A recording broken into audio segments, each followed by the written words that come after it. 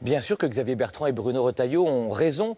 C'est la position de notre famille politique. Mieux vaut prévenir que guérir. On ne va pas attendre que ces listes fassent 100 000, 200 ou 300 000 voix dans notre pays pour intervenir.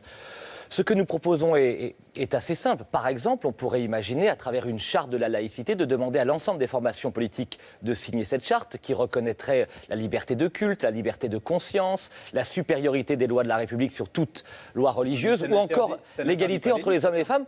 Et toute liste qui refuserait de s'engager serait déclarée inéligible, par principe. Vous voyez, c'est possible. Alors, j'entends le gouvernement qui dit « Oh, tout ça est un peu naïf ». Mais qui est naïf, à part ce gouvernement qui ne voit pas que l'islam politique, qui est notre adversaire, doit être combattu avec force. Et pour combattre l'islam politique, il faut que les lois de la République soient intraitables. Et c'est le sens de la visite de Bruno Retailleau et Xavier Bertrand au ministre de l'Intérieur. Je pense qu'il faut faire deux choses. La position des Républicains est la suivante. D'abord, nous demandons au président de la République d'annoncer avec clarté que les djihadistes n'ont pas leur place sur le territoire national et qu'ils doivent être jugés et condamnés dans les pays dans lesquels ils ont été interpellés. C'est la Turquie qui vous les envoie. Oui, donc, attendez, pour ça, c'est un principe. Oui.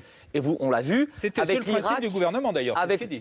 C'est un peu ambigu. Avec l'Irak, la Syrie, on sait qu'avec le travail diplomatique de nos ambassadeurs, c'est possible dans la plupart des cas. Quand se produit ce type d'événement, celui que vous avez cité, il faut qu'immédiatement ces djihadistes soient évidemment interpellés, s'assurer qu'ils ne soient pas en liberté et emprisonnés par principe.